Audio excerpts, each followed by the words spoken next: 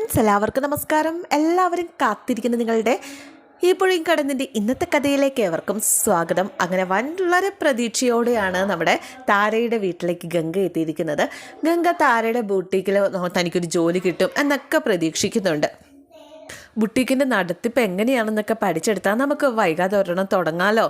അപ്പം കെട്ടിയവൻ ചോദിച്ചു, വിനീത് അവൻ ചോദിച്ചു, അപ്പോഴത്തേക്ക് അത്രയൊക്കെ ആലോചിച്ച് തുടങ്ങിയോ?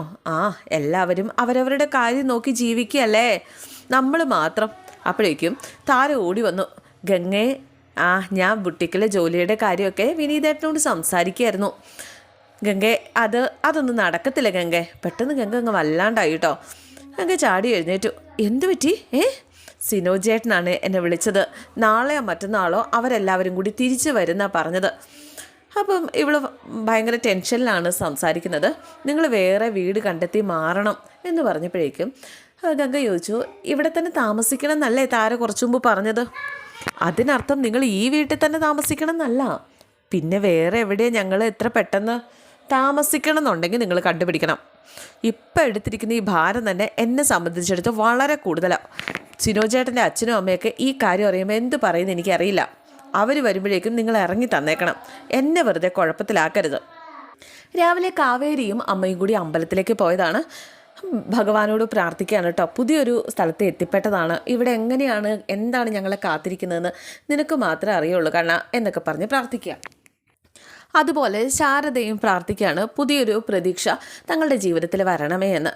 ആ സമയത്താണ് പുതിയൊരു പ്രതീക്ഷ അവരെ തേടി വരികയാണ്. നരേൻ്റെ അമ്മ അങ്ങോട്ടേക്ക് വന്നു കേട്ടോ. അരവിന്ദേട്ടൻ പണിത വീട്ടിൽ നിന്ന് ഇറങ്ങി ഞങ്ങളെ ത്രിശങ്കു സ്വർഗത്തിലാക്കല്ലേ ഭഗവാനെ, ഞങ്ങൾക്കൊരു അഭയം തന്ന് സഹായിക്കണേ എന്നൊക്കെ പ്രാർത്ഥിച്ചുകൊണ്ട് ഇങ്ങനെ നിൽക്കുകയാണ് ശാരദയും കാവേരിയും. അപ്പോഴാണ് ആ അമ്മ അങ്ങോട്ടേക്ക് വരുന്നത്. ശാരദയ്ക്കും കാവേരിക്കും നടുക്ക് കുറച്ച് സ്പേസ് ഉണ്ടായിരുന്നു. ആ സ്പേസിലേക്കാണ് ആ അമ്മ കടന്നു വരുന്നത്.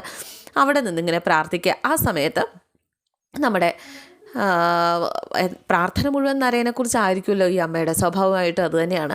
ആ സമയത്താണ് കാവേരിയുടെ പേര് വിളിച്ചതും പൂജാരി കാവേരിയുടെ പേര് വിളിച്ച് രേവതി നക്ഷത്രം കാവേരി എന്നിങ്ങനെ വിളിച്ച് അർച്ചനയുടെ പ്രസാദം കൊടുക്കുന്നത്. കാവേരിയുടെ മുഖത്ത് നോക്കിയിട്ട് ഇതുപോലൊരു കുട്ടിയെ എൻ്റെ നരേനെ വൈഫായിട്ട് കിട്ടിയിരുന്നെങ്കിൽ എന്ന് ആ അമ്മ ആഗ്രഹിച്ചു പോവുകയാണ് കേട്ടോ. നരേൻ്റെ അമ്മ തിരുമേനിന്ന് വിളിച്ചപ്പോൾ തിരുമേനി പറഞ്ഞു, ഓർമ്മയുണ്ട്, ഒന്ന് പ്രദക്ഷിണം ചെയ്തിട്ട് വന്നോളൂ, അപ്പോഴേക്കും ഞാൻ എല്ലാം റെഡിയാക്കിയേക്കാമെന്ന് പറഞ്ഞു. എന്തായാലും ആ അമ്മ പതുക്കെ അങ്ങ് പ്രദക്ഷിണം ചെയ്യാനായിട്ട് പോവാണ്. അപ്പോൾ കാവേരി ശാരദയോട് പറഞ്ഞു, അമ്മയുടെ പ്രാർത്ഥന കഴിഞ്ഞില്ലേ?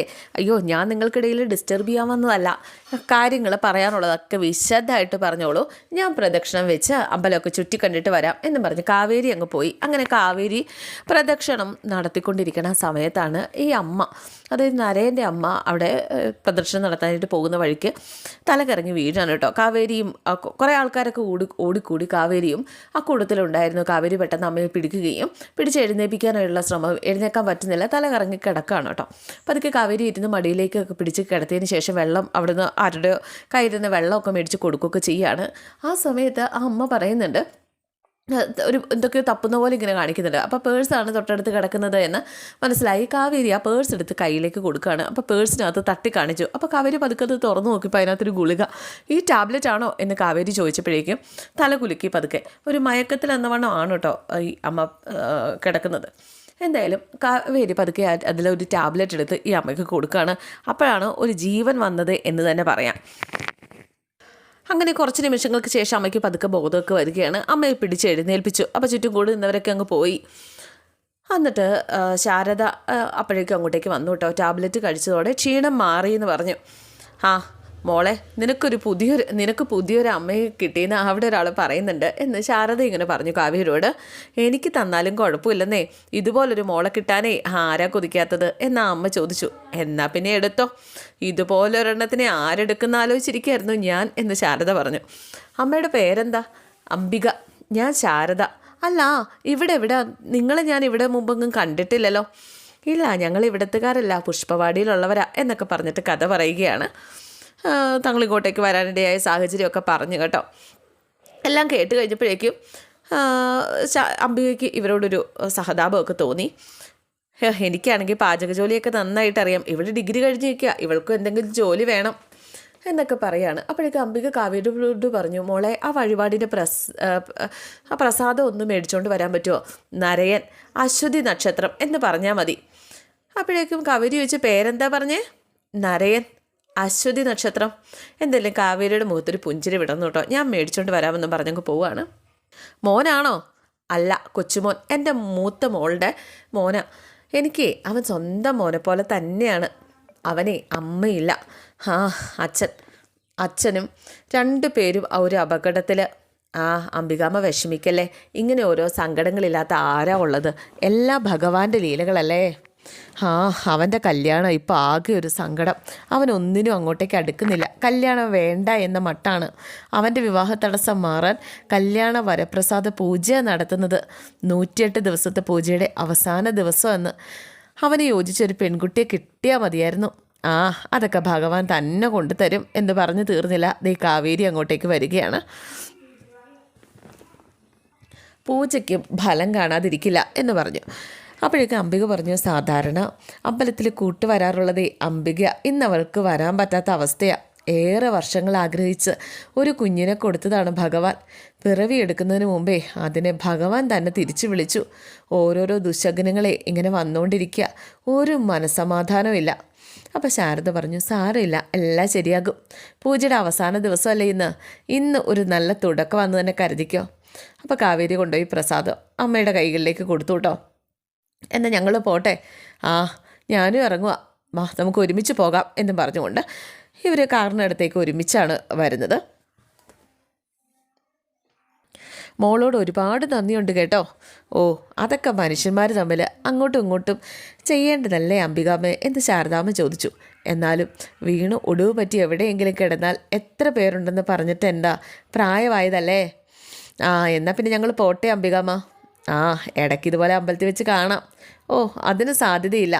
ഇപ്പം താമസിക്കുന്ന വീട്ടിൽ നിന്ന് ഞങ്ങൾക്ക് ഇന്നോ നാളെയോ മാറിക്കൊടുത്തേ പറ്റുള്ളൂ.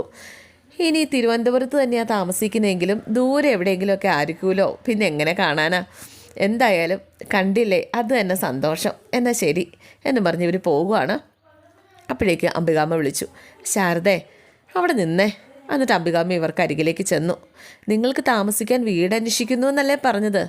ഞങ്ങൾക്ക് ഒരു ഔട്ട് ഹൗസ് ഉണ്ട്, നിങ്ങൾക്ക് അത് മതിയെങ്കിൽ. ഞങ്ങൾ 6-7 പേരുണ്ട്. ഔട്ട് ഹൗസിനെ ഇപ്പോഴിട്ട പേരാ. അത് ഒരു പഴയ വീടാണ്. 6-7 പേർക്ക് താമസിക്കാനൊക്കെ പറ്റുന്ന എൻ്റെ വിശ്വാസം. എന്നാൽ നമുക്കൊന്ന് നോക്കിയാലോ മോളെ. അപ്പോൾ കാവേരിയും പറഞ്ഞാൽ നോക്കാമെന്ന്. അങ്ങനെ ഇവർ അംബികാമ്മയുടെ വീട്ടിലേക്ക് പോവാണ് കേട്ടോ. ആ കാറ് കയറി അങ്ങനെ ഗൗരി ശങ്കരത്തിലെത്തി. ഈ അംബികാമ്മയുടെ ഭർത്താവ് ഉമ്മർത്ത് ഇയർബഡ്സ് ഒക്കെ വെച്ച് പാട്ടൊക്കെ കേട്ട് കൈയും കാലും ഒക്കെ എടുത്ത് ഇങ്ങനെ കണ്ണൊക്കെ അടച്ച് പാട്ടും കേട്ട് ആസ്വദിച്ചിങ്ങനെ കിടക്കുകയാണ്. അങ്ങനെ കാവേരി ഗൗരി ശങ്കരത്തിൽ കാലുകുത്തുന്ന നിമിഷമാണിത്. പക്ഷെ കാവേരിക്ക് ആ വീട് കണ്ടേ നല്ല പരിചയം പോലെ തോന്നി. കാവേരി അന്തം വിട്ടിങ്ങനെ നോക്കി നിൽക്കുകയാണ്. ശാരദ പറഞ്ഞു, മോളെ വാ ഇങ്ങോട്ട്. അങ്ങനെ കാവേരി ശാരദക്കരികിലേക്ക് ചെന്നു. എന്താടി, വീട് കണ്ട് പേടിച്ചു പോയോ? അതല്ലമ്മേ. എന്നാ ഞാൻ പേടിച്ചടി. അല്ലമ്മേ, ഞാൻ ഈ വീട് മുമ്പ് എപ്പോഴോ കണ്ടിട്ടുണ്ട്. പിന്നെ നീ തിരുവനന്തപുരത്ത് വന്ന് വീട് കാണുമല്ലേ? അപ്പോഴേക്ക് അംബിക ചോദിച്ചു, എന്താ രണ്ടാളും അവിടെ നിന്ന് കളഞ്ഞത്? കയറി വാ. അങ്ങനെ ഇവർ ഉമ്മറത്തേക്ക് കയറി ചെല്ലാണ്. ഇതൊന്നും അറിയാതെയാണ് അംബികാമ്മയുടെ ഭർത്താവ് ഈ ഫോണിലെ ഇയർബഡ്സും ചെവി വെച്ചിട്ട് നിന്ന് പാട്ടും കേട്ടോണ്ടിങ്ങനെ ഇരിക്കുന്നത്. അപ്പോൾ അകത്തുനിന്ന് ഒരാൾ ഇറങ്ങി വന്നു കേട്ടോ.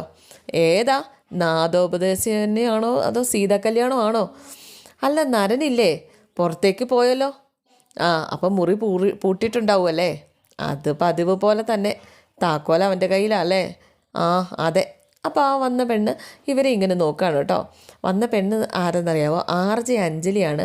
ഇവിടുത്തെ മകളാണെന്നൊന്നും തോന്നുന്നില്ല. വേലക്കാരിയാണോ? വേലക്കാരി ഇത്രയും സെറ്റപ്പായിട്ട് നിൽക്കത്തില്ല. മനസ്സിലായില്ല. ആരാ അംബികാമ്മ ഇത് എന്ന് ചോദിച്ചു. നമ്മുടെ ഔട്ട് ഹൗസ് നോക്കാൻ വന്നവരാ. വാടകയ്ക്കോ എന്ന് ചോദിച്ചു. അപ്പോൾ അതേന്ന് പറഞ്ഞപ്പോഴേക്കും ഇവളുടെ മുഖം അങ്ങ് മാറി.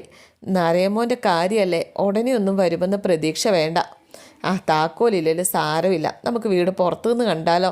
പിന്നെ നിങ്ങൾ സൗകര്യം പോലെ കണ്ടിട്ടേ ഒരു തീരുമാനം എടുത്താൽ മതി എന്നും പറഞ്ഞുകൊണ്ട് അംബികാമ്മ ഇവരെയും കൊണ്ട് ഔട്ട് ഹൗസിലേക്ക് പോവുകയാണ്. പക്ഷേ ആ പെണ്ണിനും വലിയ താല്പര്യം ഉണ്ടായില്ല എന്ന് തോന്നുന്നു ഇവർ വാടകയ്ക്ക് വരുന്നത്. ആ അച്ഛനാണെങ്കിൽ ഇത് കേൾക്കുന്നു പോലുമില്ല. അതാരമ്മേത് എന്ന് കാവേരി ചോദിച്ചപ്പോൾ അത് സീമയാണ്. അവളിവിടുത്തെ സെർവൻ്റായിട്ടല്ല, ഞങ്ങൾ അവളെ ഇവിടുത്തെ അംഗമായിട്ടാണ് കാണുന്നത് എന്ന് പറഞ്ഞു. കാവേരി ഒന്ന് തിരിഞ്ഞു നോക്കി പുഞ്ചിരിച്ച് കാണിച്ചു കേട്ടോ. എന്തായാലും ആ പെണ്ണിന് അത്ര പിടിച്ചില്ല കേട്ടോ. ആ പെണ്ണിന് നരേനെ ഒരു നോട്ടം ഉണ്ടോ എന്നൊരു സംശയം. എന്തായാലും അംബികാമ്മ ചോദിച്ചു, രഘുവേട്ടൻ്റെ മനസ്സിലായി കാണുമല്ലോ അല്ലേ? പെട്ടെന്ന് പുള്ളിക്കാരൻ എന്തെങ്കിലും അസുഖം ഉണ്ടോ എന്ന് ചോദിക്കുകയാണ് അംബികാമ്മേ. എന്താമ്മേ? അല്ല, വിട്ടുവാദം ഉണ്ടോയെന്ന് സംശയം. കൈയും കാലൊക്കെ ഇട്ട് ഇളക്കുന്ന കണ്ടില്ലേ? എൻ്റെ പൊന്നമ്മ, അത് ചെവി പാട്ട് വെച്ചേക്കുന്ന ഇയർബഡ്സ്. അപ്പം അംബികാമ്മ ചോദിച്ചു, എന്ത് പറ്റി? എന്തസുഖം? അല്ല, പ്രായത്തിൻ്റേതായ ചില അസുഖങ്ങളുണ്ടാവൂലേ, പ്രഷർ, ഷുഗർ, അതാ ചോദിച്ചത്. ഓ, അതൊക്കെ ധാരാളം ഉണ്ട്, നിങ്ങൾ വാന്നേ. എൻ്റെ പൊന്നമ്മ, ചെവി വെച്ച് എങ്ങനെയാണ് പാട്ട് കേൾക്കുന്നത് എന്ന് കാവേരിയോട് ഈ അമ്മ വീണ്ടും ചോദിക്കുകയാണ്. എൻ്റെ അമ്മ മണ്ടത്തരം പറയാതെ പോയേ. എന്തായാലും ആ പെണ്ണ് സീമ, പുള്ളിക്കാരിങ്ങനെ അവരെ തന്നെ ഇങ്ങനെ നോക്കി നിൽക്കുന്നുണ്ട് കേട്ടോ. എന്തായാലും വീട് ചുറ്റും നടന്നൊക്കെ കാണിച്ചൊക്കെ കൊടുക്കുകയാണ് കേട്ടോ ഔട്ട് ഹൗസ് അംബികാമ്മ. വലിയ വീടാണല്ലോ. ഔട്ട് ഹൗസ് അല്ല, ഒരു കുടുംബം താമസിക്കാൻ വെച്ച വീടായിരുന്നു. 19 വർഷം മുമ്പേ ഒരു ചെറിയ പെൺകുട്ടി ഗൃഹപ്രവേശം കാത്തേ ഈ വീടിൻ്റെ പടിക്കൽ ഭർത്താവിൻ്റെ കൈയും പിടിച്ച് നിന്നിട്ടുണ്ട്. ഞാൻ തന്നെ തറവേടായിരുന്നു രഘുവേട്ടൻ്റെ തറവാട്. ഇവിടെ നിന്ന് ബിസിനസ് ചെയ്താണ് രഘുവേട്ടൻ എല്ലാം ഉണ്ടാക്കിയത്. ആ കണ്ട വീടും കമ്പനിയും എല്ലാം. നമുക്ക് അങ്ങോട്ട് ഇരിക്കാം എന്ന് പറഞ്ഞു. അപ്പോൾ കാവേരി പറഞ്ഞു, ഞാനൊന്ന് കണ്ടിട്ട് വരാം എല്ലായിടോ. നീ പെട്ടെന്ന് വന്നേ. പെട്ടെന്ന് വരാം എന്ന് പറഞ്ഞ് കാവേരി ചുറ്റും കാണാനായിട്ട് പോവാണ്. അംബികാമ്മയും ശാരദാമ്മയും ഉമ്മർത്ത് ഉള്ളൊരു കസേരയിലിരുന്ന് വർത്തമാനമൊക്കെ പറയുകയാണ് കേട്ടോ. കാവേരിയാണെങ്കിൽ അവിടെയുള്ള കിണറും കാര്യങ്ങളൊക്കെ ചുറ്റും നടന്നിങ്ങനെ കാണുക. അംബികാമ്മ ശാരദാമ്മയോട് പറഞ്ഞു, ഇപ്പോഴും ഞാനിങ്ങനെ ഇവിടെ വന്നിരിക്കാറുണ്ട്. അപ്പോൾ പഴയ ഓർമ്മകളൊക്കെ ഇങ്ങനെ വരുന്നത് പോലെ തോന്നും. കാവേരിക്കാണെങ്കിൽ വീടും പരിസരമൊക്കെ ഒത്തിരി ഇഷ്ടമായേ. അല്ല, ഇവിടെ വാടകക്കാരൊഴിഞ്ഞിട്ട് എത്ര നാളായി? അത് കുറച്ച് നാളായി. അവരെങ്ങോട്ടാണ് പോയത്? പുതിയ വീട് വെച്ച് മാറിയതാണോ? അംബികാമ്മയുടെ മുഖം അന്നേരം വാടിയിട്ടോ. എന്തായാലും ഈ പെൺകുട്ടി ടെറസിലേക്ക് കയറി പോവാണ്. ഈ പെൺകുട്ടി മീൻസ് നമ്മുടെ കാവേരി. അപ്പോൾ ശാരദ പറഞ്ഞു, അല്ല, ഞാനൊന്നും വിചാരിച്ച് ചോദിച്ചതല്ല, ഓരോ വീടിൻ്റെ രാശി എന്നൊക്കെ പറയുന്നുണ്ടല്ലോ, പൊതുവേ ഉള്ള ശീലം കൊണ്ടങ്ങ് ചോദിച്ചതേ ഉള്ളൂ. അവർ പോയി, അത്ര എനിക്കറിയത്തുള്ളൂ എന്ന് അംബികാമ്മ പറഞ്ഞു. എന്തായാലും ടെറസിൻ്റെ പൊക്കത്തേക്കാണ് കാവേരി പോയത്, ചുറ്റും ഒന്ന് കാണാനൊക്കെ ആയിട്ട്. ഇത് വാടകയ്ക്ക് കൊടുത്ത് പണം കൊണ്ട് ജീവിക്കേണ്ട അവസ്ഥയൊന്നും ഞങ്ങൾക്കില്ല. വീട് പുതിയത് വെച്ചിട്ടും ഒരുപാട് നാൾ ഇത് അടഞ്ഞു കിടക്കുകയായിരുന്നു. ഒരേ ഒരു കൂട്ടർ മാത്രമേ ഇവിടെ വാടകയ്ക്ക് താമസിച്ചിട്ടുള്ളൂ. നിങ്ങളെപ്പോലെ അവരെ ഇഷ്ടപ്പെട്ടതുകൊണ്ടാണ് ഇവിടെ താമസിപ്പിച്ചത്. അവരുടെ കൂട്ടത്തിലും ഉണ്ടായിരുന്നു കാവേരി മോളെ പോലെ ഒരു മിടുക്കിയ കുട്ടി. കാവേരി അങ്ങനെ ടെറസിൻ്റെ പൊക്കത്ത് കയറി ആ ബാൽക്കണിയിലേക്ക് ഇങ്ങനെ നോക്കുകയാണ് കേട്ടോ. തൊട്ടടുത്ത വീടിൻ്റെ, അതായത് നമ്മുടെ നരേൻ്റെയൊക്കെ വീടിൻ്റെ ബാൽക്കണിയിലേക്ക് ഇങ്ങനെ നോക്കി നിൽക്കുകയാണ് കേട്ടോ. പുഞ്ചിരിയോട് കൂടിയാണ് നോക്കി നിൽക്കുന്നത്. പക്ഷേ പെട്ടെന്ന് കാവേരി പുറകിലാരോ വന്നതുപോലെ തോന്നി തിരിഞ്ഞു നോക്കുകയാണ്, ഞെട്ടി തിരിഞ്ഞു നോക്കുകയാണ്.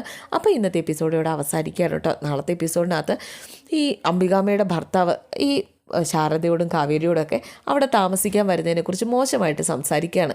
ഇങ്ങനെ എന്താ ഒരു മനുഷ്യപ്പറ്റില്ലാതെ സംസാരിച്ച് കളഞ്ഞത് എന്നിവർ പോയപ്പോൾ അംബികാമ്മ ചോദിക്കുകയാണ്, മനുഷ്യപ്പറ്റുള്ളതുകൊണ്ട് തന്നെയാണ് ആ പാവങ്ങൾ എവിടെയെങ്കിലും ജീവിച്ചോട്ടെ.